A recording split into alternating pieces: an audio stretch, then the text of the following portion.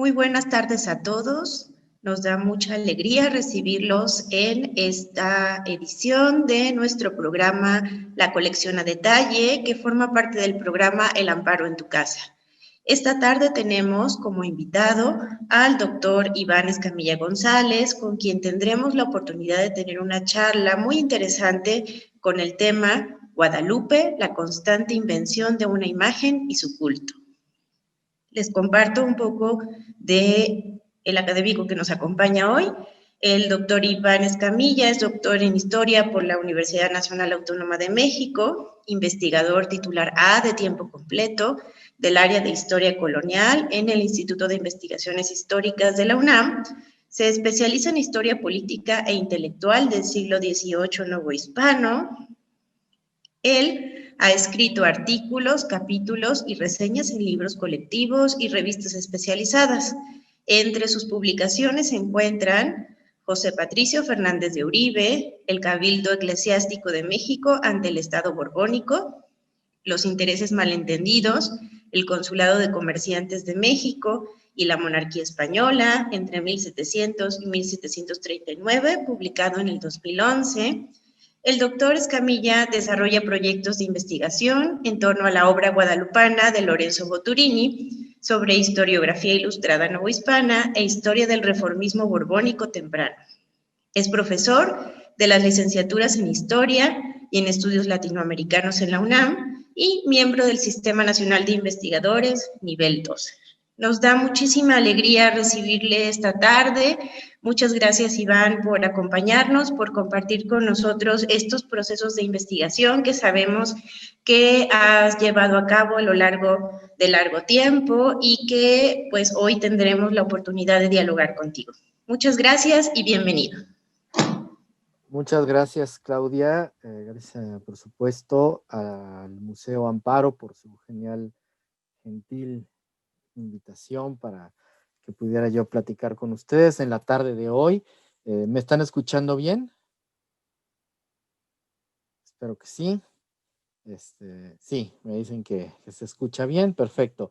Y bueno, pues el día de hoy, como ya les ha explicado Claudia, tenemos como tema de estas pláticas que se refieren y que abordan el contexto, significados, historia, en fin, de eso, dependiendo de la especialidad de quien imparta la plática, ¿no?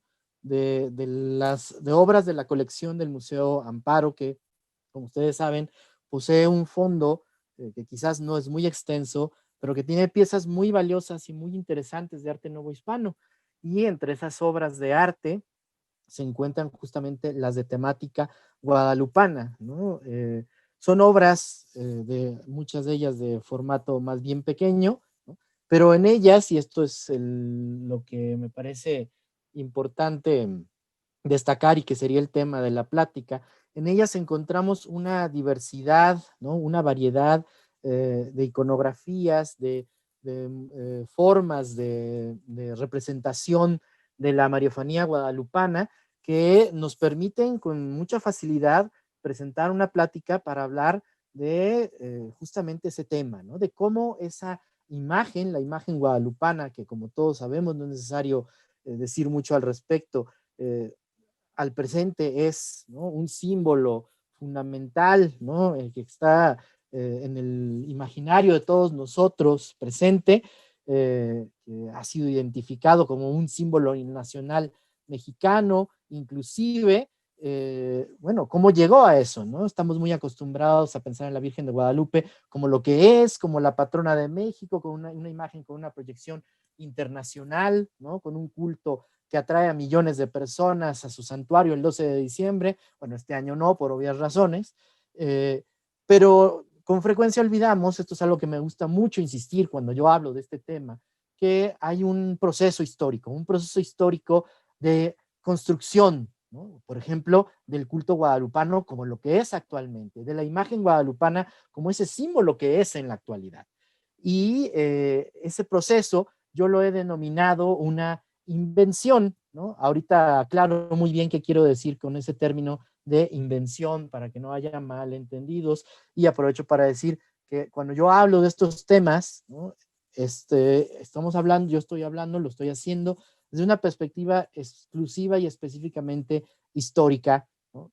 Tengo un enorme respeto por la fe y las creencias de las personas, o por la falta de ellas también, y por lo tanto no es un tema con el que yo vaya, del que yo vaya a hablar, el que yo vaya a tratar, ni mucho menos, ¿no? Ahorita explicaré qué quiero decir con este término de invención para que todo quede muy claro y sobre todo para que quede claro cuál es el tema de esta plática. Entonces, si me permiten, voy a compartir una presentación que, que he preparado para esta ocasión.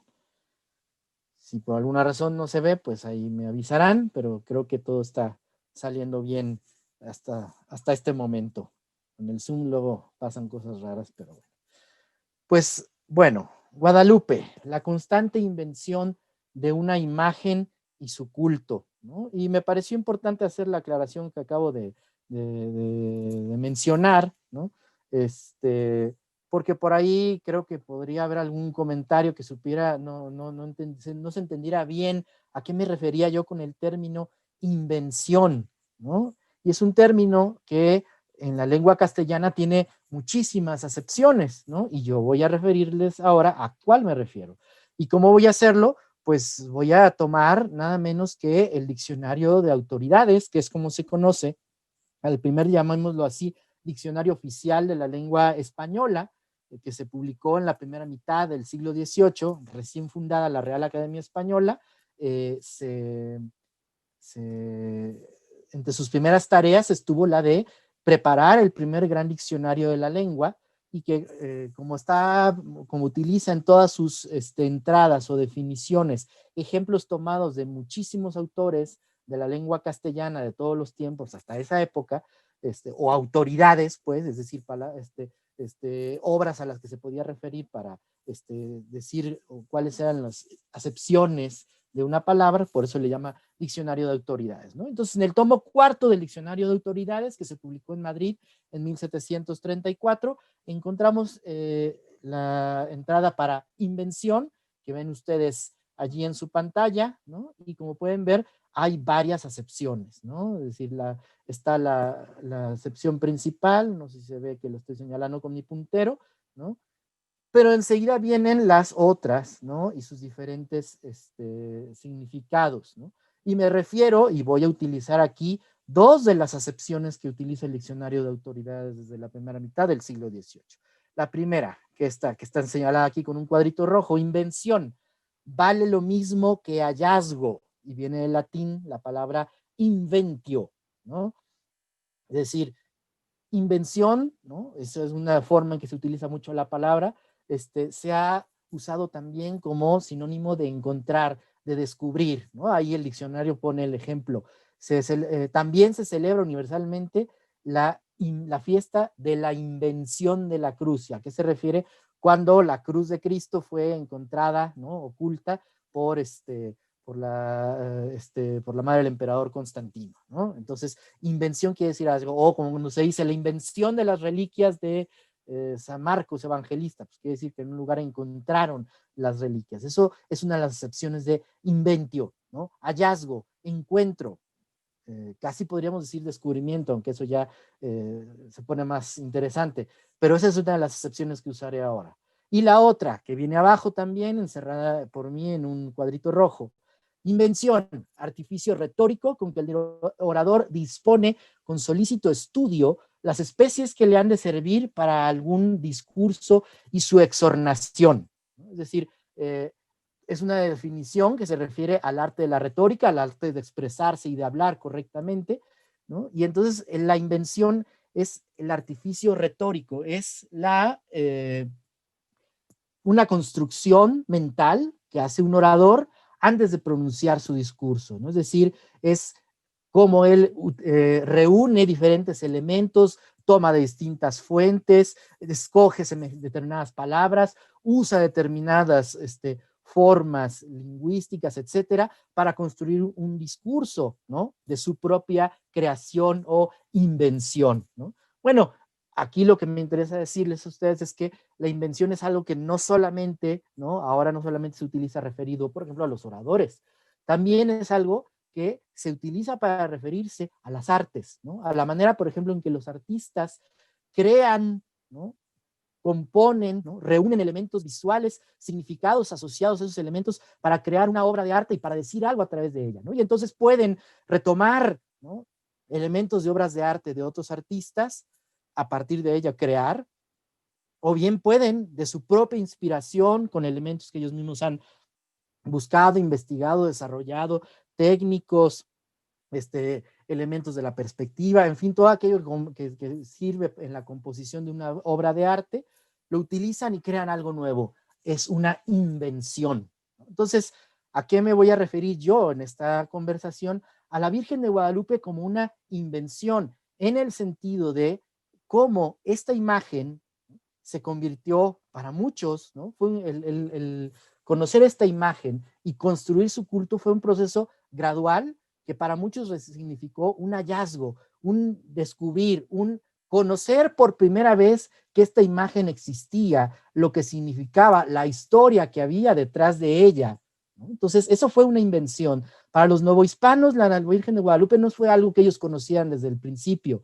sino que a lo largo de los siglos XVI, 17 y 18, sobre todo el 17 en adelante, ese proceso se aceleró y esa vocación de la Virgen, una entre decenas, literalmente decenas, por no decir casi que cientos, que que existían en el territorio novohispano, ¿no? ¿Cómo fue que se hizo conocida de toda la población y cómo gradualmente fue ganando devoción entre toda esa población hasta finalmente convertirse en la patrona del reino de la Nueva España y posteriormente, cuando ésta nació, en la patrona de la nueva nación mexicana, ¿no? Y entonces en ese proceso, la imagen, como vamos a ver a continuación, fue muy importante, ¿no?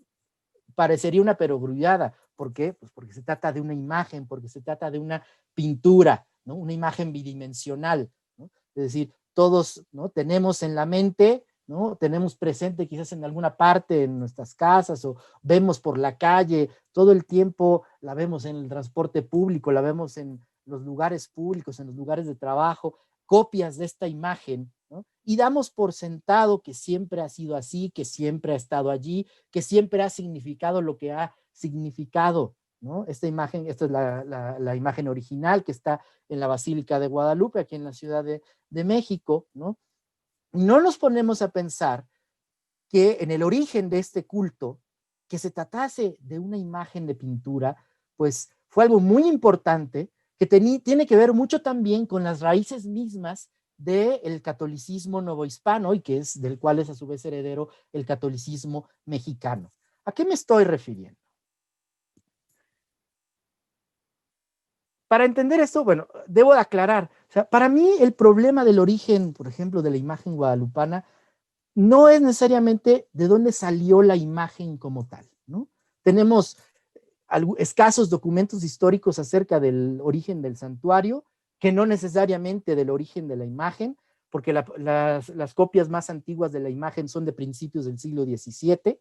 Entonces, muchos investigadores, ¿no? Destacadas investigadoras como la recientemente fallecida Elisa Vargas Lugo, como mi colega Gisela von Boveser, por ejemplo, han tratado de buscar el tipo iconográfico específico del cual podría haberse derivado la Virgen de Guadalupe.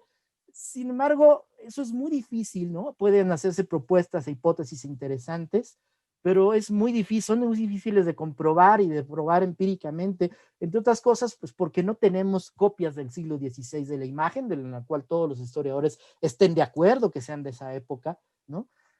Y más bien lo que tenemos que preguntarnos es cómo fue posible que surgiera un santuario, sin importar si la imagen, y esto es, por eso, esto me parece importante decirlo, sin importar si la imagen que estaba en ese santuario es la que se venera actualmente en la Basílica de Guadalupe, eso es algo que no voy a discutir, porque no existen documentos históricos para confirmarlo o para desmentirlo, ¿no? En todo caso, lo que me parece más importante es preguntarnos por qué en ese lugar surgió un santuario en torno a una imagen pintada en lienzo, sobre un lienzo muy peculiar además, ¿no? de manera muy especial, ¿no? ¿Por qué surgió un santuario en torno a una imagen? ¿No? Y eso tiene que ver, como acabo de decir, con el catolicismo novohispano y con sus raíces, ¿no? ¿Qué clase de religión fue la que trajeron los frailes evangelizadores en el siglo XVI a la Nueva España? El cristianismo que existía en la península ibérica a finales del siglo XV, es decir, ubiquémonos en la época de la Reconquista, ¿no? De la caída de Granada, ¿no? Del fin de la guerra de Granada, de la alianza entre Castilla y Aragón a través del matrimonio de Isabel y Fernando, los reyes católicos, ¿no? Y frente a uno de los problemas más graves que tenía ese reino, ¿no? Era esa unión de reinos, que era el hecho de que sus habitantes hablaban todos lenguas distintas, tenían leyes distintas, tenían historias distintas, y no solo eso, tenían religiones distintas. Y eso era un factor de volatilidad política que los reyes católicos, Isabel y Fernando, decidieron resolver por medio de algo que hoy simple y llanamente llamaríamos la intolerancia religiosa. Es decir, terminaron por prohibir el ejercicio en sus reinos de cualquier otra religión que no fuera el cristianismo, ¿no? Que no fuera el catolicismo. Decir esto no era fácil, ¿no? No era fácil porque implicaba ir contra una tradición de muchos siglos de coexistencia de las tres grandes religiones monoteístas en la península ibérica, el cristianismo, el islam y el judaísmo. Y en esa discusión, ¿no? Un elemento muy importante de debate, por ejemplo, entre judíos y cristianos, había sido el tema de las imágenes, ¿no? Porque los judíos, aplicando de manera bastante literal o leyendo de manera literal o proponiendo una interpretación literal de las escrituras, ¿no? Decían, Dios ha prohibido que adoremos imágenes, ¿no? Ha prohibido los ídolos. ¿Por qué los cristianos hacen imágenes de Dios? ¿No? ¿Por qué los cristianos las veneran? Eso no es idolatría, ¿no? Entonces, esa discusión provocó que el problema de las imágenes fuera muy importante en la conformación del catolicismo hispánico, y más aún cuando, en la época de los reyes católicos, ese decreto, ¿no? Esos decretos que implicaron el establecimiento de la intolerancia religiosa hizo que una de las características que definieran a los buenos cristianos, a los verdaderos cristianos, ya fueran, ¿no? Descendientes de larga data de cristianos, los llamados cristianos viejos, o bien los nuevamente conversos al cristianismo, ¿no? Uno de los rasgos que los iba a distinguir iba a ser, debido a este debate tan fuerte que había existido, justamente la posesión de imágenes, el culto a las imágenes, ¿no? No solamente las imágenes de las iglesias, ¿no? Que estaban a la veneración pública, sino la posesión privada de imágenes y las prácticas devocionales en torno a las imágenes. Es decir, en la población hispánica de los reinos españoles se fue creando ¿no? una forma de religiosidad fuertemente anclada en el uso de la imagen, ¿no? Como una definición, ¿no? Como objeto de las prácticas, como eje para la vida religiosa pública y privada, ¿no? De manera que poseer imágenes terminó por ser una especie de señal, ¿no? Y rendirles, tener una conducta piadosa con ellas, se convirtió en una especie de señal de ser un buen cristiano, mientras que el no tenerlas lo convertía a uno en sospechoso, ¿no? De que o no se había, o lo señalaba como alguien aún no convertido al cristianismo, o si ya lo había hecho como alguien sospechoso de todavía practicar su antigua religión, ¿no? Por ejemplo, los llamados judaizantes, ¿no? Es decir, judíos convertidos al cristianismo recientemente o en generación reciente, pero los cuales se sospechaba y se les perseguía por seguir practicando ocultamente su religión, ¿no? Y en torno a los cuales se creó todo un legendario en los reinos de Castilla y Aragón acerca de estos personajes como hipócritas y falsos, ¿no? Que de dientes para afuera y en la iglesia iban los domingos y profesaban ser cristianos, pero en la realidad no solamente mantenían su práctica de la ley judaica, sino que además demostraban su odio al cristianismo. Y surgieron todas estas leyendas, como es la imagen que les estoy mostrando, de judaizantes, ¿no? De judíos que seguían practicando su religión original en secreto y que para demostrar su rechazo al cristianismo torturaban, destruían, maltrataban, azotaban imágenes religiosas, ¿no? Siempre la imagen como ese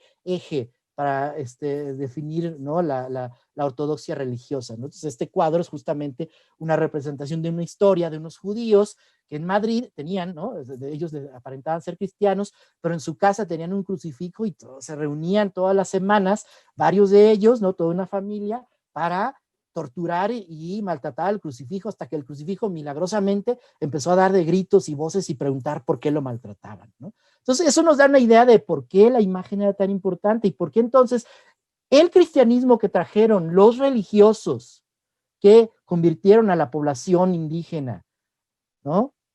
Mesoamericana a partir del siglo XVI, el catolicismo que trajeron los españoles, ¿no? Que vinieron a la Nueva España, y sus descendientes criollos, mestizos y en general toda la población, ¿no? ¿Por qué la imagen tuvo este papel tan importante en ese cristianismo? Y cómo entonces santuarios, ¿no? Fue muy, muy pronto que empezaron a surgir santuarios identificados con imágenes. El hecho es que el santuario de Guadalupe existe desde por lo menos mediados del siglo XVI. Que sea un santuario mariano además tiene que ver con una característica de ese cristianismo de finales del siglo XV ibérico, y es que para poder todo el mundo tener imágenes en sus casas no bastaba con las imágenes que existían, fue necesario, ¿no? Para cubrir esa demanda, importar imágenes en gran escala. Ejemplo de esas imágenes eran las llamadas imágenes de la Virgen de Malinas, ¿no? Las vírgenes de Malinas se producían en Flandes y llegaban a los reinos de Castilla y Aragón debido al gran comercio que existía entre Flandes y la península ibérica, y que se hizo más fuerte, sobre todo cuando los territorios de Flandes pasaron a formar parte de la monarquía española a partir de principios del siglo XVI.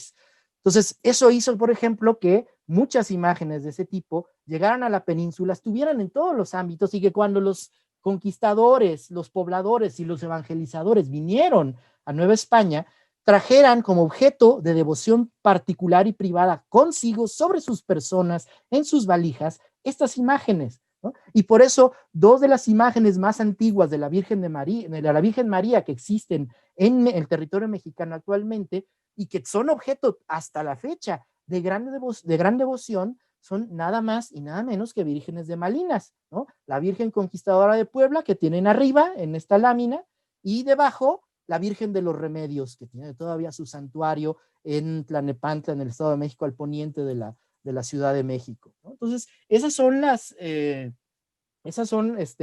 tipo de imágenes que los conquistadores o los evangelizadores, en esa primera ola en la cual ellos trataban de destruir los sitios de culto prehispánico, lo primero que se les ocurrió era sustituir esos cultos, los ídolos, como ellos decían, por imágenes religiosas. ¿Y qué imágenes tenían? Pues las únicas que había disponibles, las que ellos habían traído, porque se habían importado masivamente a la península ibérica, estas imágenes, ¿no? Y después, ¿no? Grabados, es decir, la imagen de María tuvo un papel en ese sentido importante para una presentación visual de los símbolos del cristianismo a los habitantes de la Nueva España, y por eso, insisto, no nos debe de extrañar que para mediados del siglo XVI, en esa colina, al pie de esa colina llamada Tepeyacac, que era un sitio importante porque era uno de los sitios de entrada para la Ciudad de México, existiera ya para entonces un santuario en torno a una pequeña ermita donde existía una imagen, en este caso, de pintura de la Virgen, muy probablemente, ¿no?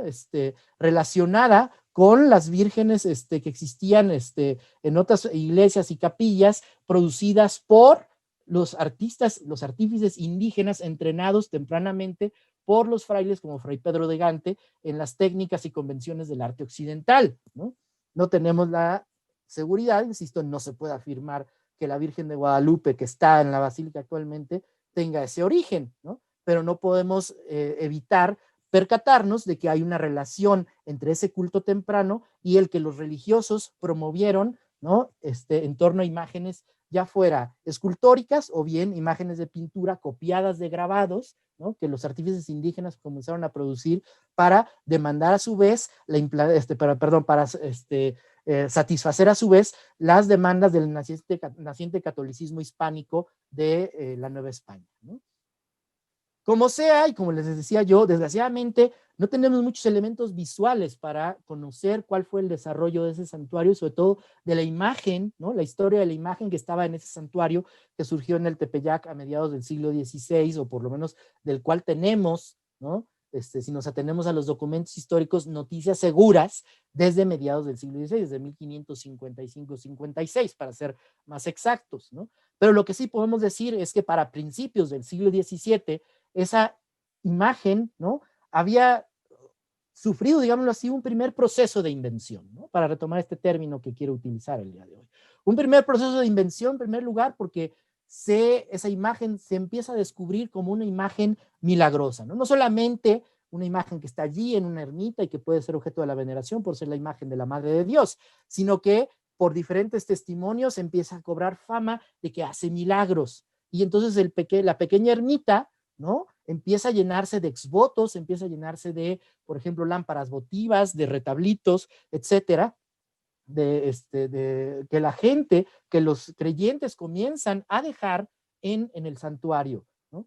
Y eso hace que para principios del siglo XVII resulte insuficiente para recibir la cantidad de peregrinos que lo están visitando cotidianamente, ¿no? Sobre todo de la Ciudad de México y de sus alrededores, ¿no? Y esto incluye las poblaciones indígenas del contorno del Tepeyac, ¿no?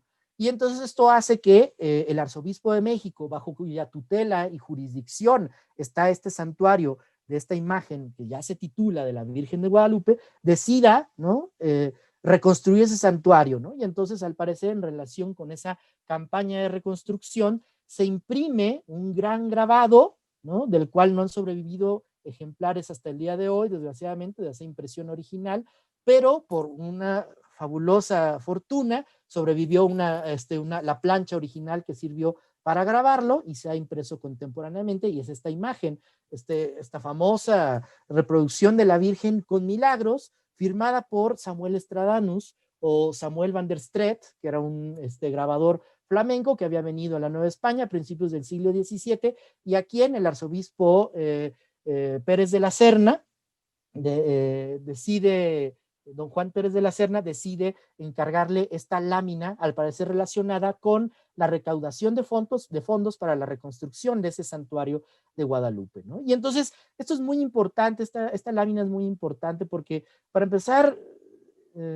aunque hay una discusión ya en torno a ello, quizás sea, si no la primera, por lo menos la segunda imagen de la Virgen de Guadalupe que podemos fechar como más antigua, por lo tanto, la prueba más antigua de que por lo menos desde las primeras 2 décadas del siglo XVII, ese era el aspecto ya de la Virgen de Guadalupe, ¿no? Básicamente el aspecto general que conocemos actualmente en la imagen que está en el santuario, ¿no?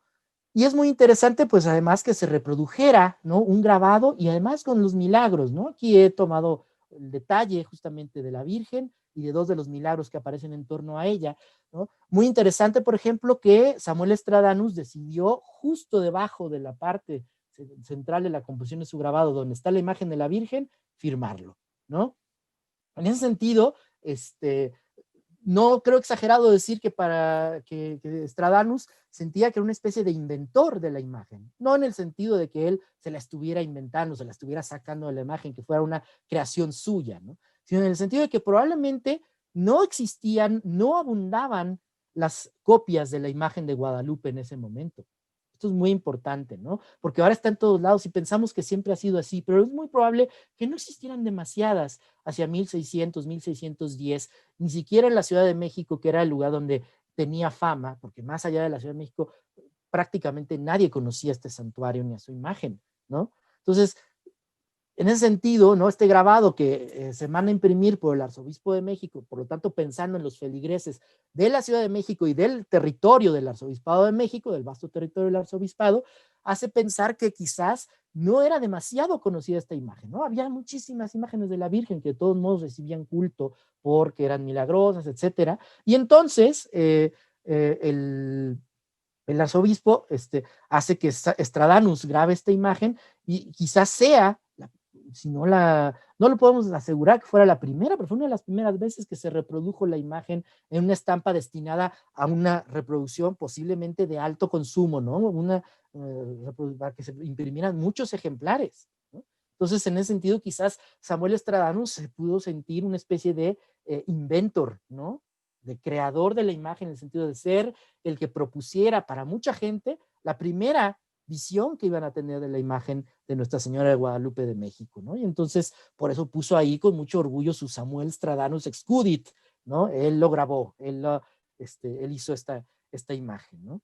Y como reforzando esta idea de que era una imagen a la cual se quería dar a conocer, y además como milagrosa, el contorno de la imagen, si recuerdan, está rodeada de estos pequeños cuadritos que describen una serie de milagros que la Virgen ya había hecho para entonces y que posiblemente estuvieran en retablos o exvotos en el mismo santuario, alrededor de la imagen, en los muros del mismo santuario.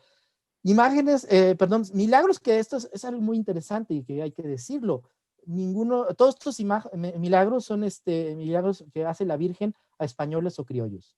Ninguno es a indígenas, ¿no? Esto es un hecho muy, muy interesante, porque nos va a conducir al siguiente punto, a la siguiente parada de este proceso de invención o reinvención de la imagen y su culto. Y ese punto es el año de 1648. En el año de 1648, un sacerdote criollo, predicador ya de cierta fama, imprime un voluminoso libro con el patrocinio del Cabildo de la Catedral de México, un libro llamado Imagen de la Virgen María, Madre de Dios de Guadalupe, milagrosamente aparecida en la Ciudad de México, ¿no? Donde Miguel Sánchez, este sacerdote criollo, hace una extensa exégesis de la imagen. ¿A qué me refiero? Toma esta imagen y les comunica a sus lectores, para empezar, que él no sabía cuál era el origen de esa imagen, no sabía cuál era la historia de cómo había llegado allí esa imagen, qué significaba, quién la había puesto allí, etcétera, qué representaba para muchos, y que se puso a averiguar, ¿no?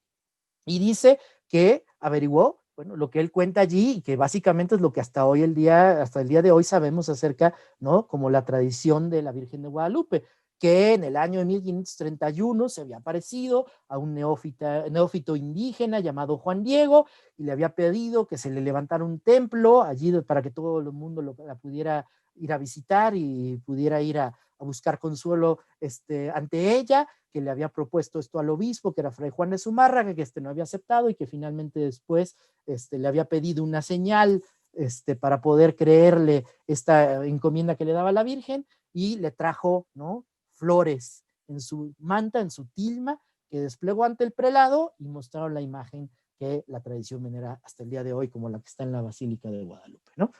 Entonces, esa historia se contó con todas sus letras por primera vez en el libro de Miguel Sánchez, publicado en 1648, ¿no? Desde entonces, pues eso ha añadido, ¿no?, un elemento más al quebradero de cabeza acerca del origen de la imagen guadalupana, ¿no?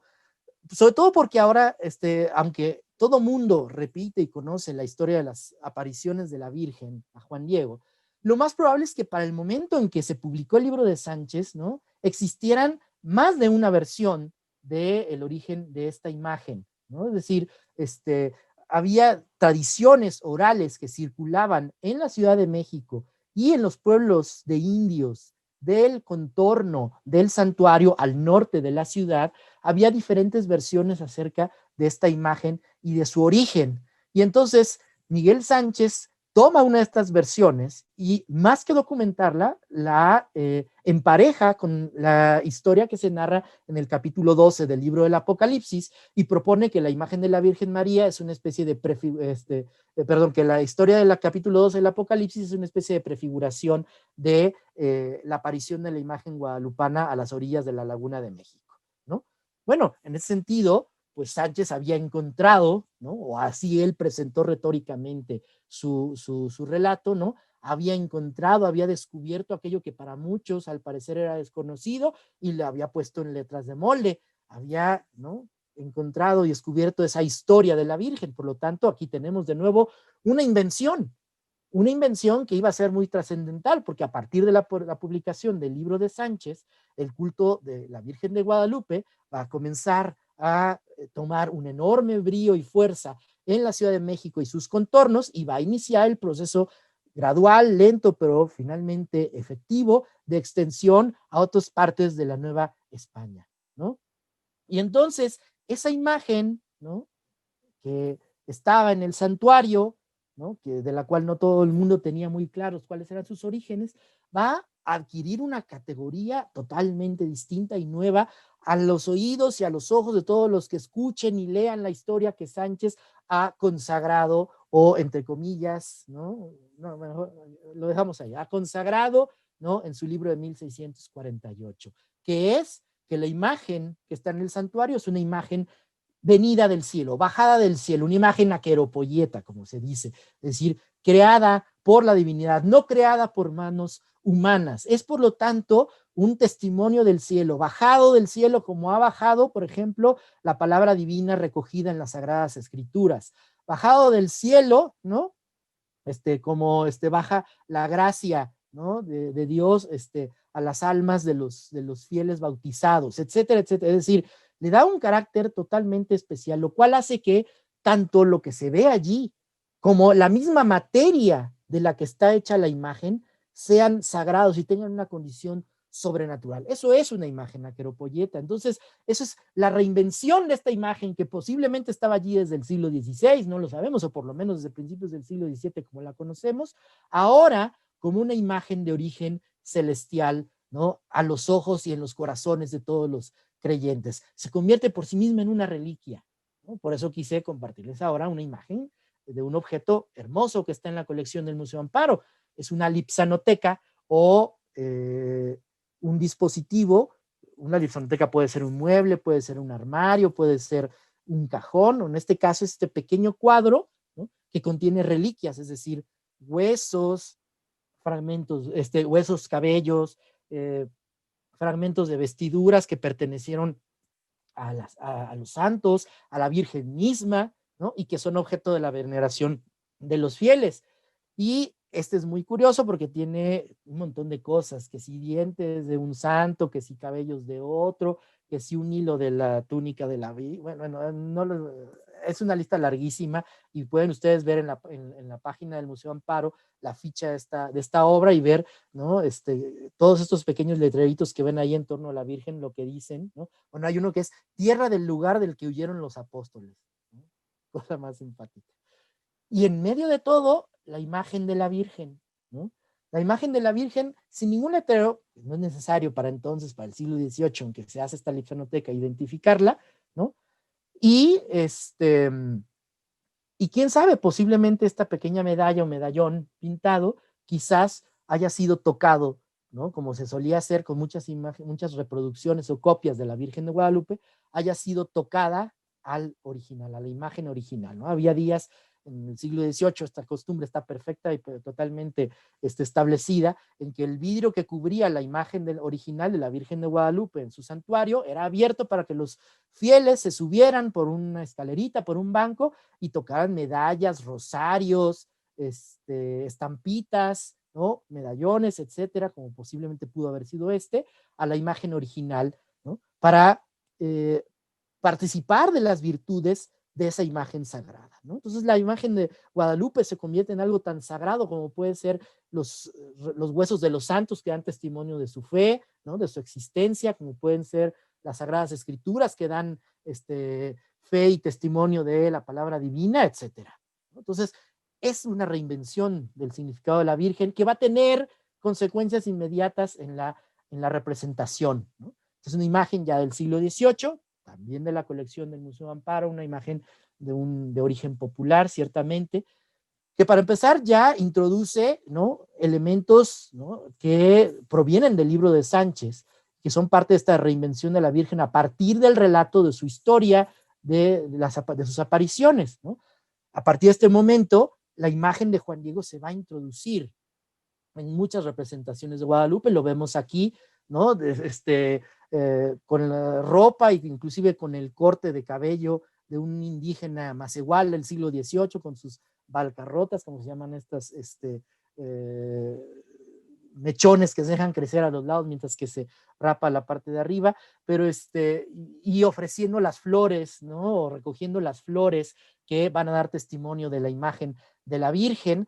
y se convierte pues en un elemento aceptado, ¿no? Un elemento de la historia que empieza a transmitir de generación en generación acerca de las apariciones de la Virgen como resultado de esta reinvención de su historia en el libro de Sánchez, ¿no? Entonces, la iconografía de la Virgen también se reinventa, porque ya no es solamente esa imagen en su santuario como la reproducía, por ejemplo, Samuel Estradanus, sino que ahora va a representar muchas cosas. Una, por ejemplo, la historia de su aparición, denotada por medio de, en este caso, la copia, no, la representación del vidente indígena de Juan Diego, que es testigo, ¿no?, privilegiado de la aparición de la Virgen y que lleva su testimonio para que después sea objeto del culto de los fieles.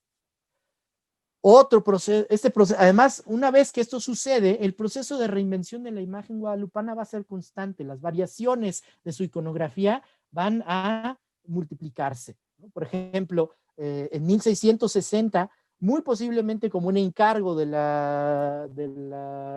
entorno de la corte del virrey conde de Baños, el pintor mexicano José Juárez elabora una copia de la Virgen de Guadalupe, que va a terminar en el monasterio de las monjas concepcionistas de Soria, de Ágreda en Soria, en España, que es muy interesante en primer lugar, pues, primero porque es esta reproducción de la Virgen que es muy precisa, ¿no? Que trata de recoger con todos sus detalles la iconografía de la Virgen, el resplandor, medio de nubes, los rayos, las estrellas del manto, la corona, el angelito que sostiene a la luna y a la Virgen, ¿no? Quizás inclusive el marco que tenía en aquella época la imagen, ¿no? El marco de plata, pero esto es lo más interesante, como se trataba de una imagen que era para llevarse a España, para muy posiblemente difundir en Madrid, en la corte del rey, ¿no?, el culto de la Virgen de Guadalupe, al cual se habían hecho aficionados estos cortesanos del séquito del virrey conde de Baños, ¿no? O quizás del virrey duque de Alburquerque, eso también puede ser. Entonces, como se trata de difundir esta historia, de nuevo, de una imagen que no se conoce en España, entonces, ¿qué hace el pintor mexicano, el pintor criollo?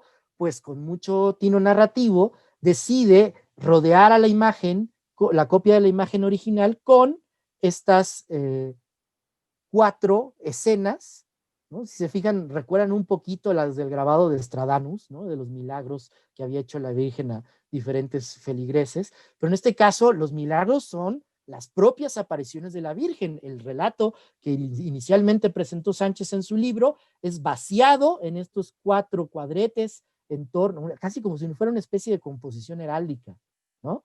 Es vaciado en torno a la imagen en estos 4 cuadretes donde se van narrando los diferentes episodios, el primer y segundo encuentros de la Virgen, el momento en que la Virgen le da la señal para el obispo, que son las flores, y finalmente la manifestación de la imagen milagrosa ante el obispo Zumárraga y su séquito, ¿no?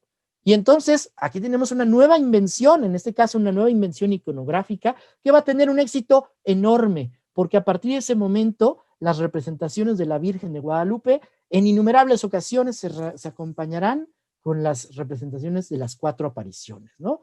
Entonces este tipo iconográfico va a tener un éxito enorme. Esta invención, en este caso una invención artística de José Juárez, va a tener un éxito enorme, ¿no? Y va a ser la base también incluso para que en la misma España se creen otros modelos visuales que van a ser, ¿no?, reproducidos en España, conocidos en España, pero que a su vez van a viajar de regreso a la Nueva España y van a influir a su vez en la representación de la aparición de la Virgen de Guadalupe, ¿no? Y en este caso me estoy refiriendo a estos 4 grabados que acompañan la edición sevillana de 1685 de un libro de un sacerdote criollo también, Luis Becerra Tanco, que escribe un libro titulado Felicidad de México en sus ediciones póstumas, y que va a ser uno de los relatos más populares de la historia de las apariciones guadalupanas, impreso un montón de veces, tanto en México como en España, muchas en España, por cierto. Y en este caso, la edición sevillana de 1685 se acompaña de estos grabados de Matías de Arteaga, un destacado grabador sevillano, que van a ser vistos y conocidos también en la Nueva España y van a tener mucha influencia en la representación que se va a hacer de la Virgen y del relato de sus apariciones, ¿no? Y entonces, como les decía, la repetición de este tipo iconográfico muchas veces a lo largo de los siglos XVII, XVIII, XIX e incluso llegando al siglo XX, a la época de las cromolitografías, etcétera, en que esta forma de representar a la Virgen se va a mantener. En este caso, por ejemplo, estamos viendo otra obra del Museo Amparo, es una Virgen ya del siglo XIX, y que sin embargo, si se fijan, va repitiendo escrupulosamente estos elementos, estos elementos que son parte de la representación de la imagen guadalupana a partir de mediados del siglo XVII, de esta invención, a saber, la representación lo más exacta posible de la imagen. ¿Por qué? Porque se considera que cada detalle es parte de esa invención celestial de la imagen y por lo tanto debe ser reproducido en todas sus copias para que éstas participen de las virtudes del original. Y por otro lado, las 4 apariciones, porque el elemento de la historia de la aparición de la Virgen es parte de la tradición que confirma la fe que los novohispanos tienen en ese milagro, ¿no? Y posteriormente los mexicanos, ¿no? Y tenemos muchas, esta es otra del Museo Amparo, muy bonita, esta me gusta mucho, ¿no? Además muy colorida porque incluye el elemento de las flores, ¿no? A partir de ese momento también el elemento floral como una metáfora también de algo que florece en la tierra novohispana, ¿no? Es decir, esta tierra tan nueva en la fe, tan reciente en su conversión al cristianismo y que sin embargo es capaz de florecer en santidad, ¿no? Es capaz de florecer en milagros y qué mayor milagro que la aparición de la propia Madre de Dios y que haya dejado en prenda de ese milagro su propia imagen de origen sobrenatural, ¿no? Retratándola de un modo misterioso, ¿no? Entonces, las flores son, sin duda, un símbolo de esto. Pero otra invención a la cual me quiero referir este día, de la imagen de su culto, es la invención del lugar donde se le rinde veneración, ¿no? Porque hoy en día, pues tenemos a la Virgen, como decía yo al principio, en todos lados, en todos lados. Pero pensemos una época en que la Virgen estaba fundamentalmente en su santuario, por eso había que hacer tantas reproducciones de ella, ¿no?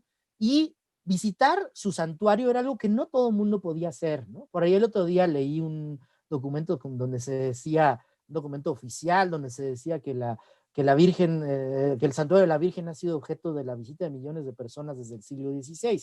Esto, perdón, pero es una imprecisión, ¿no? Y la gente, y es una imprecisión porque no había peregrinaciones de millones de personas al santuario en la época colonial, por la simple y sencilla razón que los viajes eran muy difíciles, muy peligrosos, muy tardados, muy caros. Por eso la gente necesitaba también copias de la imagen, porque era muy difícil para muchos viajar algún día al santuario de la Virgen de Guadalupe extramuros de la Ciudad de México.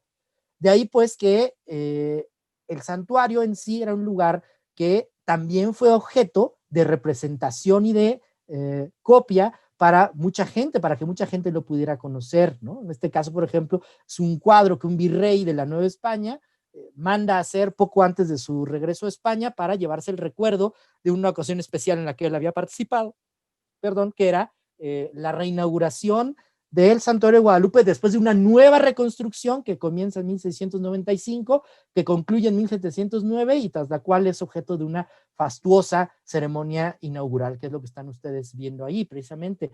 Un santuario que ustedes lo reconocen es lo que hoy llamamos la Basílica Antigua de Guadalupe, la vieja basílica, y en torno a la cual se han ido conjuntando una serie de hitos que remarcan el carácter sagrado y que recuerdan la historia de la aparición de la Virgen, ¿no? Porque, por ejemplo, está, obviamente, el santuario donde está la imagen original, pero también está la capilla del Cerrito, porque fue uno de los lugares donde la Virgen se apareció. Está detrás, no se ve muy bien aquí, el Pocito Santo, ¿no? Con aguas que se les atribuían propiedades milagrosas y que había brotado allí después de la aparición de la Virgen. Es decir, es un sitio que adquiere la connotación de sagrado, ¿no? Se empieza a llenar de significado sagrado. Hay una serie de puntos específicos que lo sacralizan, ¿no? Que nos recuerdan que es el sitio donde se ha aparecido la Virgen. Entonces, en torno a ese lugar empieza a crecer todo este pueblo ¿no? Y se convierte en objeto de visitas, de peregrinaciones locales, de grandes ceremonias, etcétera, ¿no? Entonces el lugar sagrado pues se va inventando poco a poco en el curso de los siglos XVII y XVIII y es objeto de reproducción y entonces debe ser, debe indicar, nos lo indica muy claramente. Obras como esta, que también es del Museo Amparo, que es bien interesante, donde ustedes ven la Virgen, ven las 4 apariciones, ¿no? De esto que ya habíamos visto, ven además otro elemento que se empezó a multiplicar en muchas representaciones guadalupanas, que son deprecaciones de la letanía lauretana, ¿no? Como símbolos que se asocian a la Virgen, eh, eh, Torre de David, Puerta del Cielo, en este caso, ¿no? Son 2 de las deprecaciones que se le dirigen como elogios a la Virgen, y debajo nada menos que la copia del sitio sagrado, ¿no? Es algo que se ve en muchas estampas de lugares santos o sacralizados, y la de Guadalupe, ¿no? El lugar de Guadalupe no es la excepción, como pueden ver ustedes con toda claridad, ¿no? Es decir, la invención del sitio sagrado, del lugar santo, del santuario, va a ser muy importante, va a ser lo que lo convierte en un imán para atraer la atención de los fieles y lo que en el siglo XX va a convertirlo en el gran atractivo que ha terminado de ser el día de hoy, ¿no? En el cual hace que millones de personas todos los años vayan a visitar ese gran santuario. Entonces tenemos la invención del santuario. Y finalmente, la última invención de la que voy a hablar el día de hoy es la invención de la Virgen como símbolo del reino,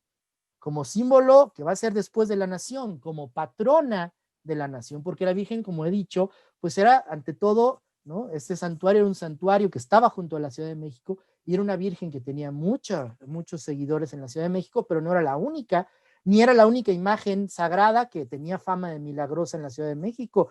Estaba la Virgen de los Remedios, de la que hablábamos al principio, estaba el Señor de Izmiquilpan, que estaba en la iglesia de las monjas carmelitas, estaba la Virgen de la Piedad al sur, estaba la Virgen de la Val al oriente, y muchas otras imágenes que tenían fama de milagro y que tenían muchos devotos.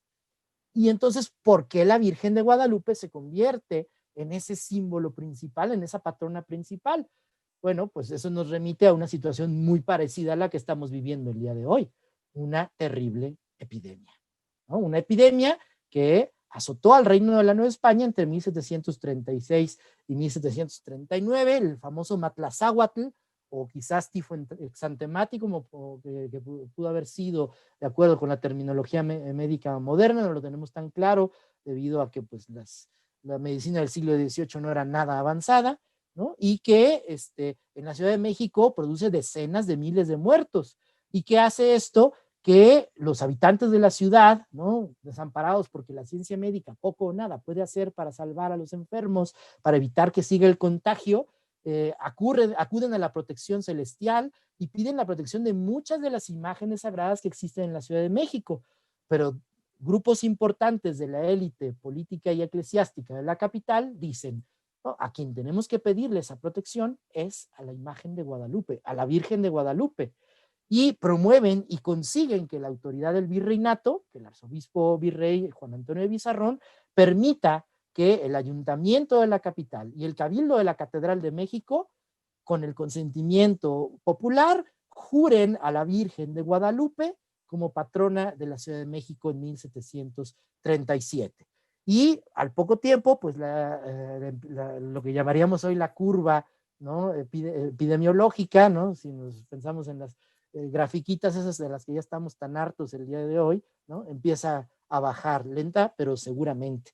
Y se atribuye a la intercesión de la Virgen. ¿Y qué sucede? Las demás ciudades de la Nueva España son invitadas por la Ciudad de México a que se beneficien de esa misma protección que han recibido de la Virgen y que la juren también su patrona. Y una tras otra, ciudades y villas, ¿no? Capitales de obispado y otras comienzan a jurar a la Virgen como patrona. La adoptan como su escudo, que es como la representó José de Ibarra, el gran pintor, y la grabó Baltasar Troncoso, ¿no? Como un escudo que bajaba a proteger a la Ciudad de México, cabeza del Reino de la Nueva España.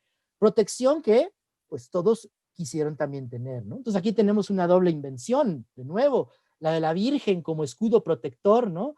Es decir, la figura retórica de la Virgen como escudo protector en contra del mal, que es, ¿no? El poeta Cayetano Cabrera Quintero, quien crea esta idea y la utiliza como el tema de su libro, de un libro para el cual es la imagen o frontispicio esta que estamos viendo, ¿no? La invención de Ibarra, de esta composición, bien interesante, y entonces el redescubrimiento y luego la nueva invención de la imagen guadalupana como un símbolo que puede proteger ya no el lugar pequeño en el cual se manifestó por primera vez, sino a la totalidad del reino novohispano, ¿no? A la cual todos los habitantes de la Nueva España, sean indígenas, sean criollos, sean españoles peninsulares, sean negros, mulatos, en fin, toda esa diversidad que caracterizaba a este reino de las Indias, se pueden acoger, ¿no? Como en esta hermosa Virgen de Guadalupe con donantes, anónima del siglo XVIII, que también es de la colección del Museo Amparo, que son donantes indígenas, ¿no? Es una imagen hermosísima y que alude justamente a esa confianza en la que empezó a distribuirse por toda la Nueva España y que hizo que a partir más o menos de la segunda mitad del siglo XVIII la gente en este país empezó a llamar Guadalupe, porque antes no pasaba. Y de 1750, 60 en adelante, esto lo estudió William Taylor, se empiezan a repetir en los registros parroquiales, poco a poco, con lentitud, al principio, pero después con cada vez mayor frecuencia, las y los Guadalupes. ¿Por qué? Todo el mundo ha encontrado, ha descubierto a este símbolo, ¿no? Al cual ya solo le falta definitivamente la sanción oficial para convertirse en un símbolo que pueda abarcar a todo el reino. Y entonces la Ciudad de México y la autoridad política y eclesiástica promueve que se lleve ante Roma la solicitud para que se convierta oficialmente en patrona del Reino de la Nueva España y que el 12 de diciembre sea su fiesta oficial. Solicitud que es llevada ante el Papa Benedicto XIV en 1754 y que logra éxito.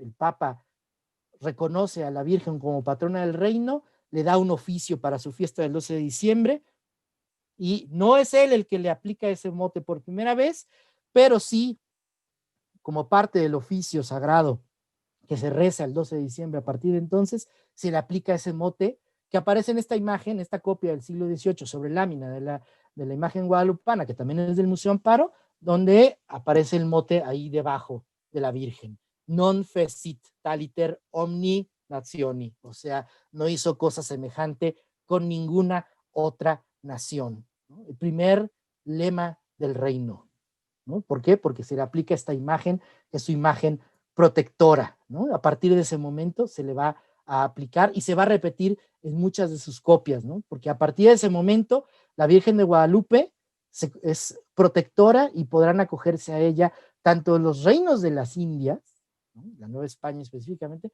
como los reinos de España, porque la petición presentada al Papa fue apoyada por el mismísimo rey Fernando VI de España.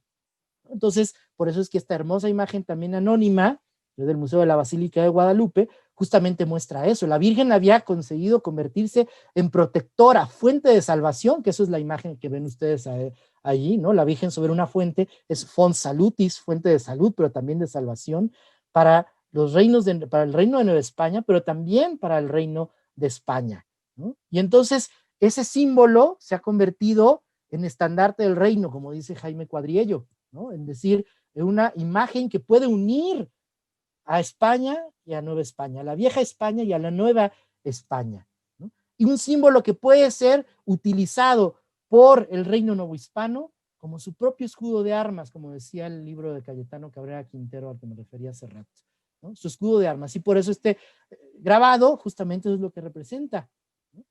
Es un grabado que venía al principio de la primera guía de forasteros de la Ciudad de México, un librito que era como una especie de guía de viajeros, ¿no? Para cualquiera que visitara la capital de la Nueva España, y donde encontraba uno información general, ubicación de las oficinas del gobierno, etcétera, etcétera, ¿no? Un almanaque, digámoslo así, además con las fiestas del año, sus santos, el calendario de Galván, si saben de lo que estoy hablando, ¿no?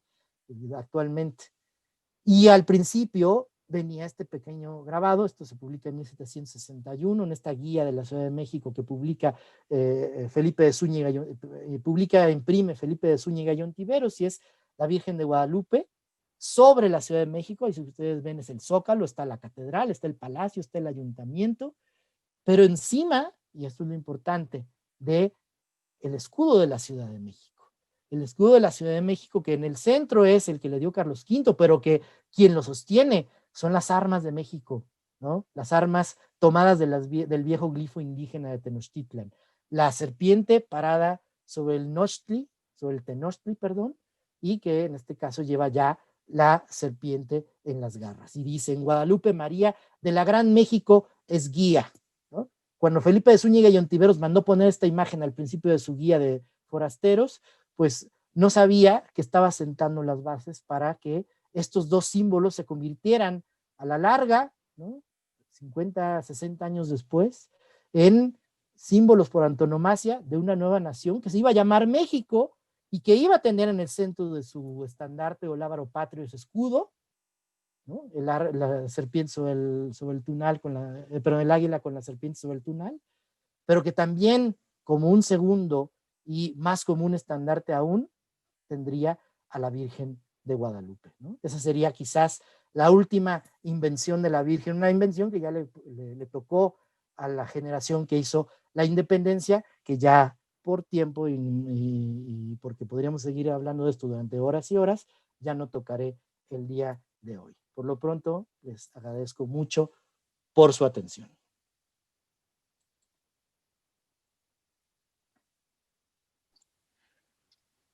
Muchísimas gracias, Iván, por compartirnos todos estos elementos tan interesantes. Quiero comentarte que tienes muchos saludos y agradecimientos en la página de Facebook, muchas personas de diferentes lugares, Torreón, la Ciudad de México, Colima y diferentes espacios se han conectado y precisamente tenemos en este momento algunas preguntas para ti. Por supuesto, con mucho gusto. Marco Peralta pregunta, ¿qué definición proporciona el tesoro de la lengua de Covarrubias? Creo que en relación a la palabra invención. Invención, ¿no? Marcos, es una muy buena pregunta y te estoy debiendo la respuesta, pero puedo anticiparte que es muy semejante, ¿no? Porque finalmente todos estos primeros vocabularios o diccionarios, como el Tesoro de la Lengua Castellana que escribió Covarrubias a principios del siglo XVII, para lo que servían era básicamente como manuales de ayuda para los oradores. Es decir, que la definición que leí era que la invención era un artificio creado por el orador, por el retórico, ¿no? Los diccionarios, cuando se crearon, no eran para que la gente hiciera su tarea, ¿no? Como ahora, ¿no? Para que nos sacáramos de dudas de qué significa una palabra. Los diccionarios eran auxiliares para el trabajo, por ejemplo, de quien componía un sermón que iba a predicar, de quien componía un discurso que iba a presentar en un tribunal, ¿no? Entonces, aún sin haber leído la definición de Covarrubias y dado que su tesoro finalmente estaba pensado, entre otras cosas, como auxiliar para la labor de los oradores, yo casi que te podría decir, Marco, que muy probablemente Covarrubias diga exactamente lo mismo, aunque prometo averiguártelo con toda precisión y exactitud. Muchos saludos. Muchas gracias. También Marco pregunta, en algún momento dice, me perdí en la explicación, tal vez por fallas de conexión, pero entiendo que en el siglo XVIII la invención de la Virgen se construye en parte con sus reliquias.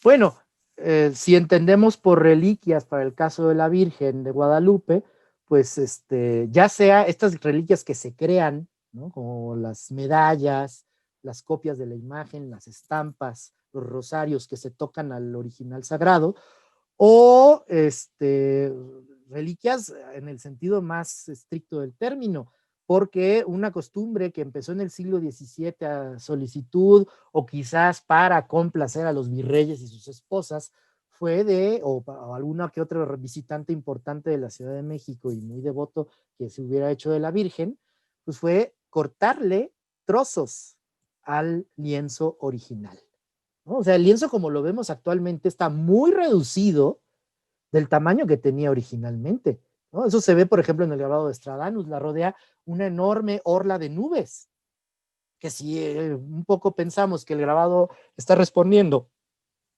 perdón, a las proporciones del original, posiblemente nos dice que la imagen era mucho más grande y que fue reduciendo con el tiempo, entre otras cosas, porque a los visitantes ilustres les regalaban su trocito de el lienzo de la Virgen de Guadalupe. Incluso en la Capilla de las Reliquias de la Catedral de México tenían como reliquia de la Virgen de Guadalupe un trozo del ayate original, de manera que pues sí es una forma de construir el culto a la Virgen, ¿no? Y ya para el que no tenía eso, existían reliquias incluso sorprendentes para los estándares actuales, ¿no? Por ejemplo, yo he visto una, ¿no? En una colección particular, una reliquia de este tipo, como en torno a la fuente del Pocito Santo, que está al pie del cerro del Tepeyac, pues con mucha frecuencia se derramaba el agua por toda la gente que iba a recoger el agua para beberla, para bañarse con ella, etcétera, etcétera.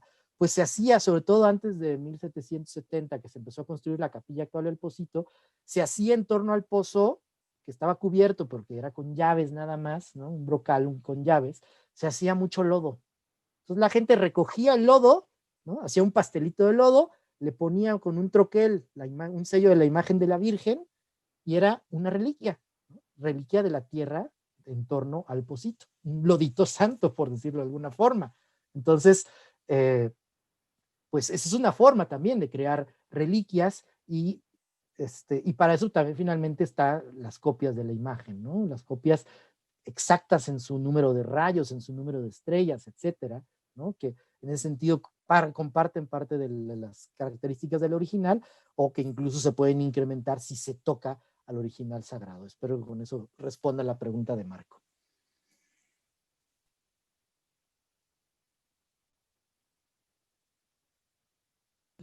Muchísimas gracias. El doctor David Carvajal te agradece por la charla y te hace una consulta. ¿Siempre se ha representado al obispo Zumárraga bajo el dosel en los cuadros de apariciones? Pues vamos a ver, hay muchas variantes en ese sentido, ¿no? O sea, los pintores, dependiendo, ¿no? De su talante y su capacidad de invención, de nuevo, la invención, pues muchas veces representaban a Zumárraga bajo su palio, ¿no? Pero otras veces no, es una escena mucho más genérica, mucho más así como de un interior doméstico. Claro, representarlo con el palio pues era importante en el sentido de señalar para cualquiera que estuviera viendo una imagen con las 4 apariciones que un episodio muy importante era, ¿no?, la manifestación y la aceptación de la Virgen por parte de la jerarquía eclesiástica, ¿no? En este caso representada simbólicamente por el obispo Zumárraga. Entonces representarlo en el palio, como por ejemplo sucede en un grabado muy temprano, ¿no?, que no tengo aquí, pero que está en el libro de Sánchez, donde está Zumárraga, está bajo su palio. En la de José Juárez, como pudieron ver, estaba bajo su palio, pero no en todas se ve, como en la del siglo XIX, con las 4 apariciones que les mostré en algún momento, la que tiene su marco de plata, que también es de la colección del museo. Entonces, el palio es un elemento que aparece con frecuencia, pero no siempre, ¿no? Pero que tiene en ese sentido una importancia simbólica al representar, insisto, la aceptación del milagro por la jerarquía eclesiástica y también el hecho no menos importante que me refería yo hace rato de que la imagen era patrimonio de la Mitra de México, ¿no? Es decir, era patrimonio del arzobispo de México y cuando no había arzobispo, de la catedral y su cabildo como administradores temporales, que era muy celosamente guardado por la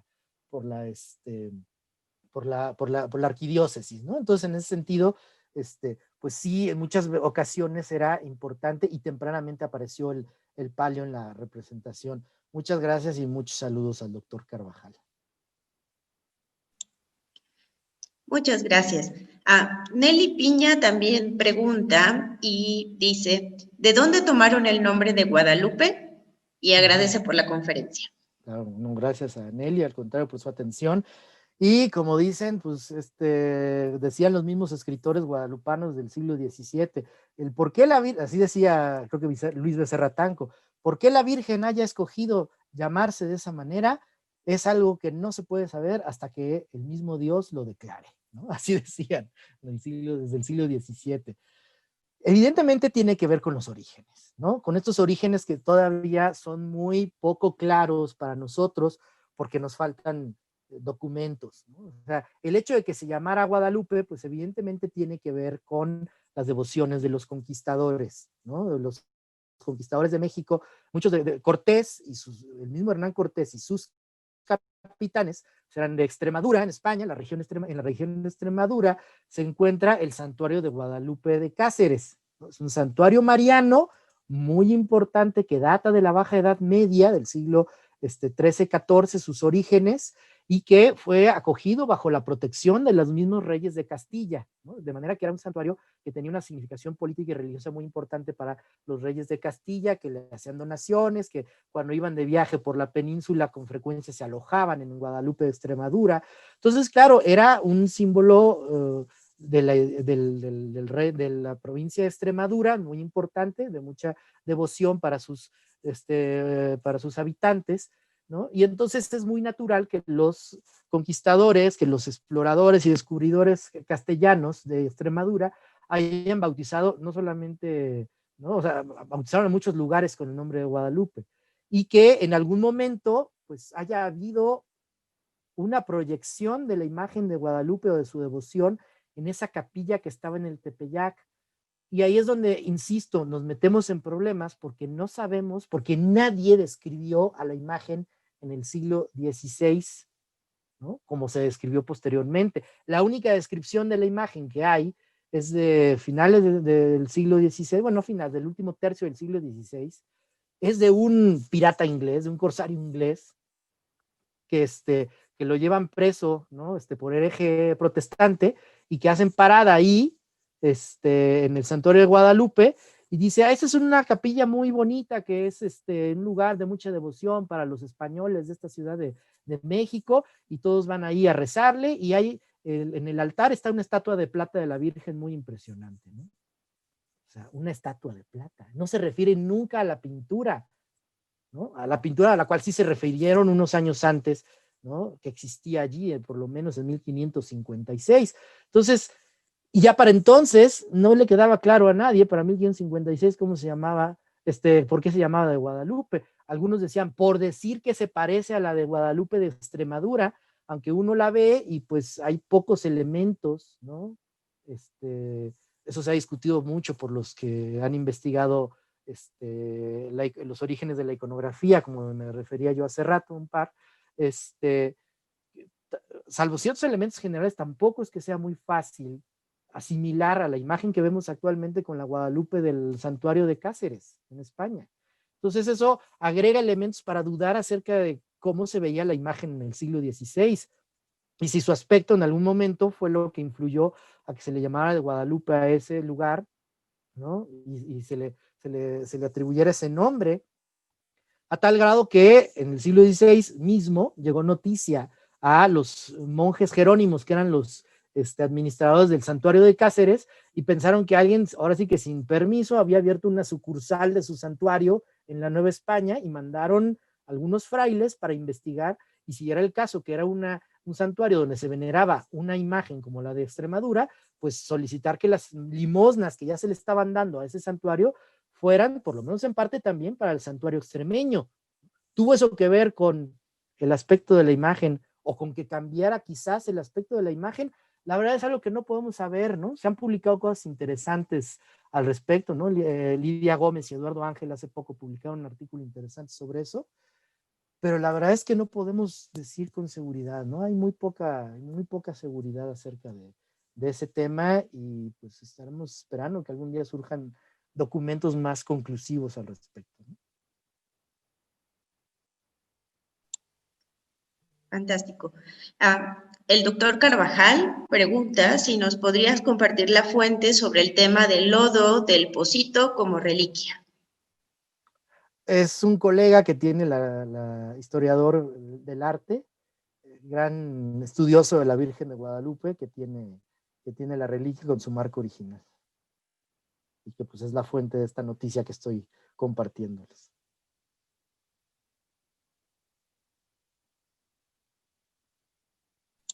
Muchas gracias. Sí. Alberto Roa te felicita por la presentación y comenta en la disminución de otros cultos marianos, por ejemplo, la Virgen de Loreto o la Virgen de los Remedios, tiene alguna relación con los cambios que se estaban gestando en la segunda mitad del siglo XVIII?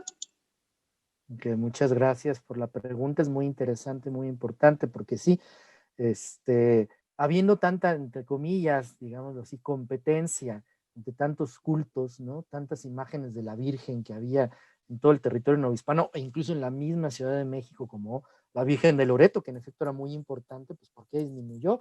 La Virgen de Loreto era tan importante como para que una epidemia que tuvo lugar 10 años del Matlazáhuatl, la epidemia de sarampión de 1727, sacaron a la Virgen, ¿no? Sacaron a la Virgen de Loreto y la pasearon por la Ciudad de México, ¿no? Fue una iniciativa seguramente de los jesuitas, porque estaba en el Colegio de San Gregorio, que era de los jesuitas, y todo el mundo atribuyó un poco a la intercesión de la Virgen de Loreto que cesara la epidemia de sarampión.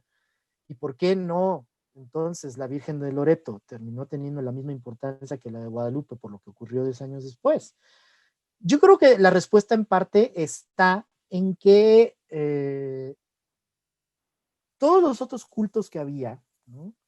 Aunque eran imágenes muy devotas, la Virgen de Loreto que acaba de mencionar muy bien, o el Santo Cristo de Izmiquilpan al que me refería yo hace rato, ¿no? Muchos de esos cultos terminan identificándose solo con ciertos lugares específicos, ¿no? Es decir, eran imágenes muy asociadas con lugares y con grupos sociales específicos. Esto es lo importante.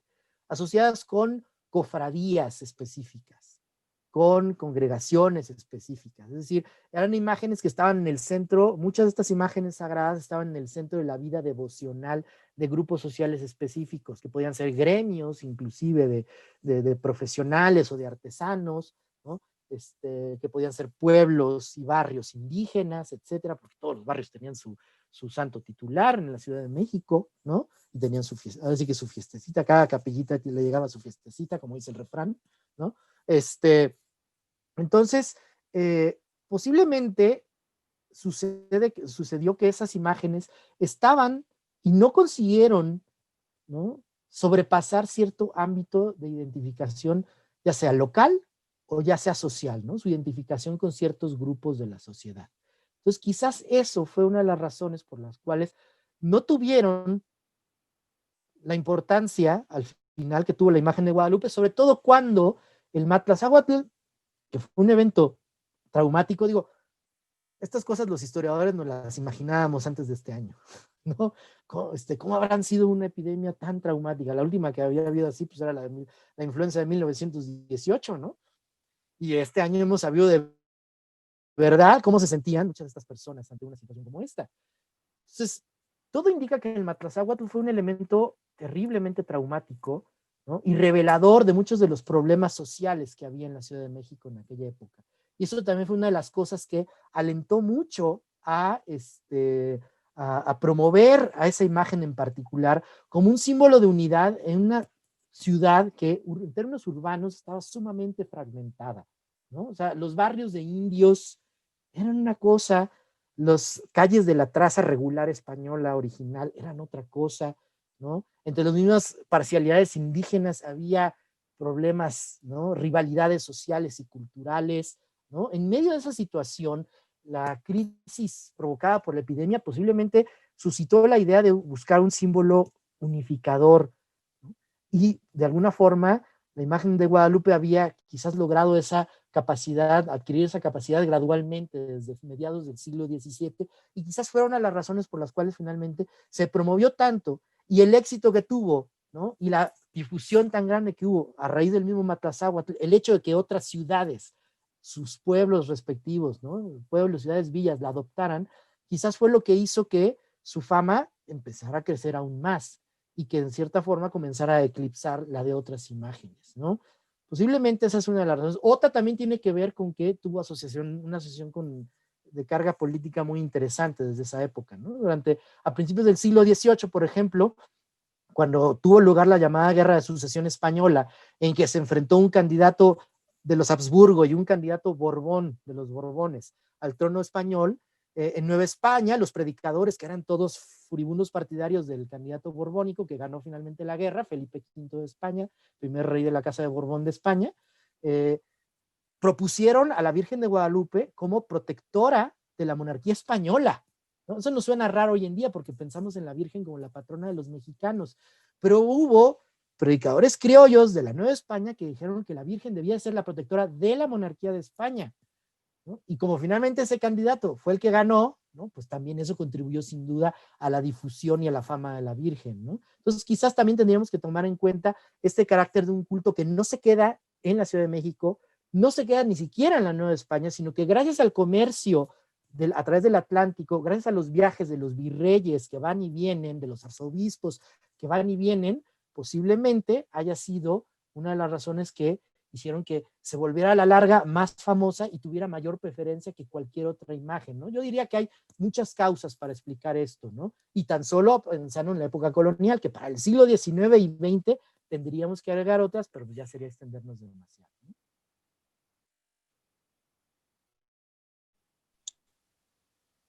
Muchas gracias, Iván. ¿Tienes unas cuantas preguntas más? Uh-huh. Bernardo Gallo comenta, hola, este tema pasan los siglos y jamás el debate va a terminar. Y pregunta, ¿qué opinión merece la obra del doctor Edmundo Gorman? Ahí se menciona que le llamaron Virgen de Tepeaquilla. Uh-huh. Claro que sí, estoy totalmente de acuerdo. Este tema no va a seguir, ¿no? Va a seguir por los siglos de los siglos, como decía Altamirano, ¿no? El día que la Virgen de Guadalupe no sea significativa, ¿no? Su día, todo lo que significa, ¿no? En este país, quiere decir que este país, como México como nación, dejó de existir, ¿no? O sea, que se sea creyente o no se sea. El libro del doctor O'Gorman es una de las adiciones a la bibliografía guadalupana más importantes del siglo XX, sin duda, ¿no? Entre otras cosas porque ahí él pretendió hacer una lectura entre líneas muy interesante de la fuente histórica más temprana con la que contamos acerca de un culto a una imagen, que son las llamadas informaciones de 1556, ¿no? Un documento de carácter legal, que no necesariamente un proceso legal, porque le faltan muchos elementos para hacerlo, que habla de un enfrentamiento entre el arzobispo de México, Fray Alonso de Montúfar, y el provincial de los franciscanos de Nueva España, el ministro provincial, o es decir, el jefe, digamos así, de los franciscanos de Nueva España, Fray Francisco de Bustamante. Y entonces trató de leer el documento del enfrentamiento de Bustamante y Montúfar, ¿no? Como la explicación del origen del culto guadalupano, ¿no? Porque en ese documento que lo manda a hacer el arzobispo al parecer quiere de alguna forma iniciarle un proceso al provincial franciscano. ¿Por qué? Porque el provincial franciscano predicó públicamente en contra de lo que el arzobispo estaba haciendo en Tepeaquilla, como también le llamaban al Tepeyac los españoles, efectivamente. Y el padre Bustamante decía que esa imagen a la que el arzobispo estaba promoviendo era una imagen que había pintado ayer un indio y que estarla promoviendo iba a hacer que los indios recayeran en la idolatría porque no entendían todavía cuál era la función de las imágenes, ¿no? Entonces, el doctor O'Gorman interpretó esto como un enfrentamiento entre dos formas de catolicismo, un catolicismo inspirado en el humanismo erasmista del siglo XVI, ¿no? Que sería el de los franciscanos, y un catolicismo ya inspirado en el espíritu de la Contrarreforma, que sería el del arzobispo Montúfar, ¿no? Y la idea que tenían estas dos formas de vivir el catolicismo respecto de las imágenes, ¿no? Eso habría que preguntarnos, ¿no? A la luz de lo que sabemos actualmente, de cosas como las que yo les platiqué al principio, ¿no? Acerca del carácter de la imagen, de la importancia de la imagen para el catolicismo hispánico, habría que preguntarnos qué tan acertada, quiero decir, sea la interpretación del doctor O'Gorman, pero pues definitivamente es una lectura que todavía es imprescindible para los interesados en el tema.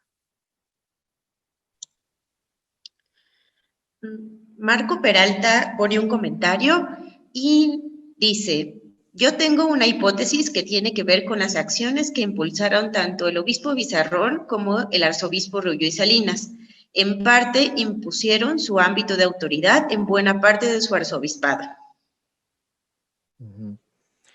Pues quizás es ¿no? Gracias, Marco, por esa propuesta. Me parece una idea muy interesante, ¿no? Es un momento en que los arzobispos, a mediados del siglo XVIII, estos dos personajes a los que se refiere Marco en su comentario, fueron dos arzobispos de México, el primero Bizarrón, fue el arzobispo cuando tuvo lugar la jura de la Virgen como patrona en 1737, mientras que el arzobispo, su sucesor, el arzobispo Rubí Salinas, le tocó cuando el Papa en 1754 reconoció a la Virgen como patrona. Y los dos como arzobispos se distinguieron por procurar extender, ¿no?, y terminar de imponer el poder de los arzobispos por encima de las órdenes religiosas en muchos aspectos del funcionamiento institucional de la Iglesia novohispana. La Virgen de Guadalupe, en efecto, podría interpretarse como un símbolo, ¿no? El triunfo de la Virgen podría hasta cierto punto ser un símbolo del triunfo de los arzobispos, ¿no? Estoy de acuerdo, pero también hay que matizarlo, porque las órdenes religiosas también adoptaron a la Virgen de Guadalupe desde finales del siglo XVII como un símbolo y una herramienta de su trabajo evangelizador. Los jesuitas, por ejemplo, desde el siglo XVII fueron los grandes promotores del culto guadalupano, y estoy hablando de muy tempranamente, desde los años 50 del siglo XVII, ¿no? Y los franciscanos también, ¿no? Los misioneros de propaganda fide, que son franciscanos, también desde finales del siglo XVII adoptaron a la Virgen como protectora y patrocinadora de sus colegios apostólicos, como el Colegio de Guadalupe de Zacatecas. Entonces, era un símbolo que también era compartido por el clero regular, ¿no? Entonces, hasta cierto punto podría ser lo que propone Marco, pero yo también tendría mis reservas al respecto. Muchas gracias, Iván. Y ya la última pregunta que tenemos en este momento es de Nadia Garnica, que pregunta más bien si la Virgen de Guadalupe tiene alguna relación o semejanza con la Coatlicue. Híjole, el gran tema. Gracias por la pregunta, Nadia. Y digo el gran tema porque en el siglo XX, ¿no? Qué bueno que lo presenta Nadia como pregunta, ¿no? En el siglo XX, un aspecto que permitió el desarrollo del culto guadalupano fue que se convirtió en un símbolo del nacionalismo, ¿no? Eso empezó en el siglo XIX, con la misma guerra de la independencia. Pero en realidad fue el siglo XX el que hizo de la Virgen de Guadalupe un símbolo nacionalista, ¿no? Como una marca de identidad mexicana, como lo puede ser el Día de Muertos, como puede ser la música de mariachi, como puede ser la cocina mexicana, etcétera, etcétera, ¿no? En el siglo XX, la cultura popular, ¿no?, adoptó a la Virgen como un símbolo nacional, y a su vez los promotores y creadores de cultura, ¿no?, de las élites culturales también hicieron eso, ¿no? La propia Iglesia mexicana inserta en un contexto de fuerte nacionalismo, como por ejemplo el que había en la primera mitad del siglo XX, ¿no?, que inspiró tantas cosas, ¿no?, como el muralismo mexicano y otras manifestaciones artísticas, literarias, etcétera. Pues propuso un nacionalismo de cuño religioso, de cuño católico, que tenía a la Virgen de Guadalupe como uno de sus principales símbolos, ¿no? O sea, por eso es que se procuró identificar a la Virgen con lo más mexicano, con las raíces de lo más hondamente mexicano, según las entendía el nacionalismo de la primera mitad del siglo XX. ¿Y dónde estaban esas raíces? Pues en las culturas prehispánicas, ¿no? Esa matriz hispánica que hay también y que es tan importante en el culto guadalupano, se hizo a un lado y se trató de identificarla, creo que un poco a la fuerza, con símbolos del pasado prehispánico, ¿no? O sea, se tomó un hecho, digámoslo así, pues, verídico, cierto, ¿no? Que es que en el lugar donde está el santuario de Guadalupe, en el Tepeyac, pues había un santuario de una divinidad prehispánica llamada Tonantzin, ¿no? La madre de los dioses, que algunos identifican como una manifestación de Coatlicue, ¿no? Que se veneraba en las cuevas de la sierra, lo que llamamos la Sierra de Guadalupe. Incluso ha habido exploraciones arqueológicas que demuestran esos cultos en ese lugar desde la época prehispánica, y que reportaron después los frailes evangelizadores, como Fray Bernardino de Sahagún, por cierto, muy enojado, que no le gustaba para nada el culto de Guadalupe, ¿no? Porque pensaba que los indígenas estaban ahí venerando a una divinidad prehispánica y no a la Madre de Dios, ¿no?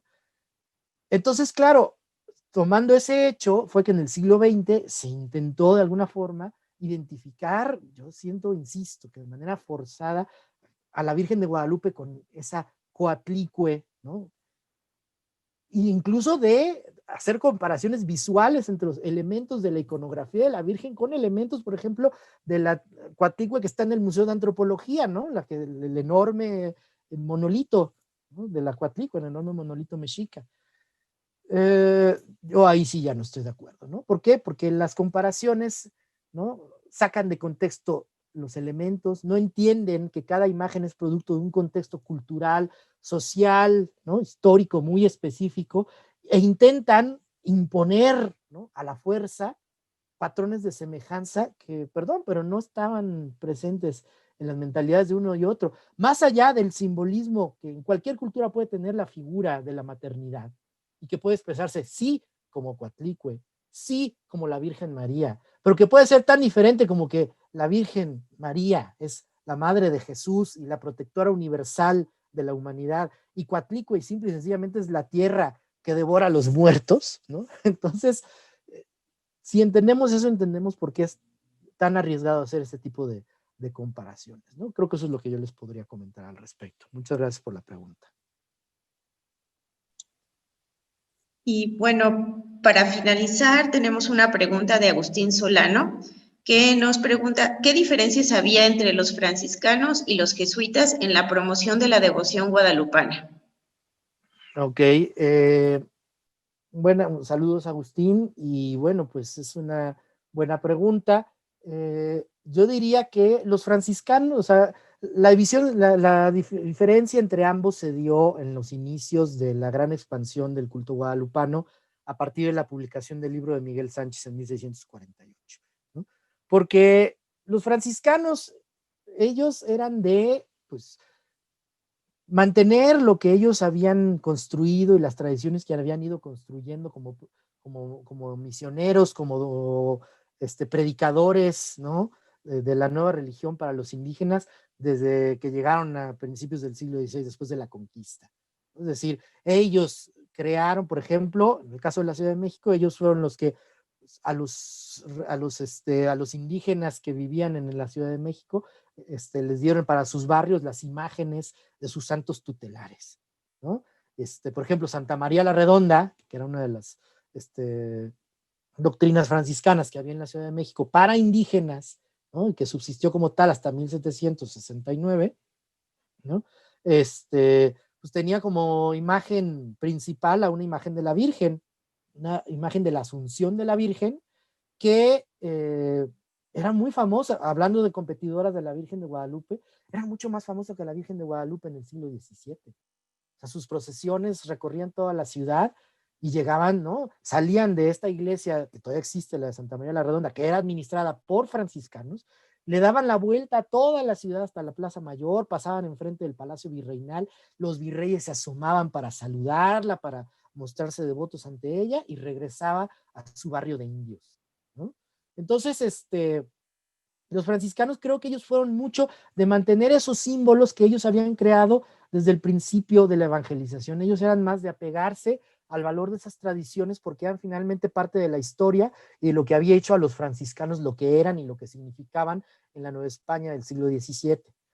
En cambio, como sabemos, los jesuitas eran especialistas en estar siempre buscando nuevas formas de comunicar su mensaje evangelizador, ¿no? Eran unos pedagogos natos, ¿no? Eran unos grandes creadores de didácticas de evangelización y estaban siempre a la búsqueda de cosas nuevas. Llegaban a un lugar nuevo y adoptaban lo que encontraban allí para utilizarlo como instrumento para predicar la doctrina cristiana y para atraer además devotos a la compañía. Entonces, cuando surgía una nueva devoción, pues ellos la adoptaban, cuando no eran ellos mismos los que la traían, ¿no? Hablando de la Virgen de Loreto que me preguntaban hace rato, pues ellos trajeron esa devoción y la introdujeron en la Ciudad de México, en el cuerpo social de la Ciudad de México, y lograron que tuviera mucho éxito, porque trabajaron mucho para que tuviera éxito.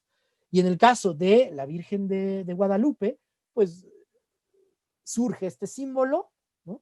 Encuentran que tiene un gran potencial para atraer a ciertos sectores de la población, entre los cuales ya era popular, como los indígenas de ciertos barrios del norte de la ciudad, o cierto grupo de la población criolla, y pues deciden utilizarlo también como herramienta y auxiliar de la evangelización. Entonces, creo que refleja, ¿no? Esa adopción temprana por los jesuitas de la imagen guadalupana, refleja esa forma de ser de los jesuitas.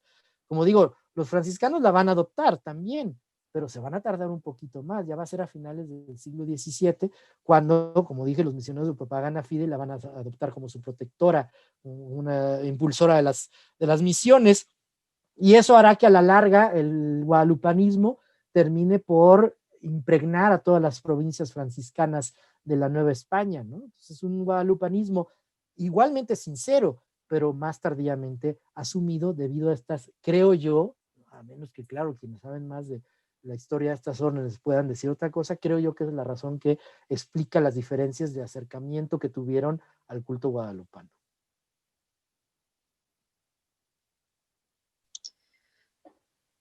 Muchísimas gracias, Iván. Con esta pregunta cerramos esta sección de nuestra conferencia, nuestra charla de hoy. Y también esta tarde, precisamente con tu participación, cerramos el ciclo de la colección a detalle en este año 2020. Te agradecemos muchísimo tu participación, el haber compartido con nosotros todos estos puntos tan interesantes que han formado parte de tu investigación a lo largo de todos estos años. Y también le agradecemos a todas las personas que nos acompañaron en esta transmisión y que han estado con nosotros a lo largo de todo este ciclo del programa El Amparo en tu Casa. Les invitamos a que las salas de arte virreinales siglo XIX, donde precisamente se encuentran las piezas que el doctor Iván nos mostró hoy en su presentación, están disponibles para la visita y, bueno, pues tomando las precauciones de la sana distancia y la seguridad, pues quien guste puede acompañarnos a visitarlas, y también quien guste, las cédulas con los estudios de las piezas están disponibles en nuestra página web, en donde las pueden consultar, y también pueden descargar la mini guía de las salas de arte virreinal y siglo XIX para conocer un poquito más sobre nuestra colección. Muchas gracias, Iván, y pues esperamos que para todos sea un muy buen fin de año, y estaremos esperándolos en el próximo periodo para continuar con nuestras conferencias de la colección a detalle. Hasta la próxima. Muchas gracias. Gracias a todos. Buen año.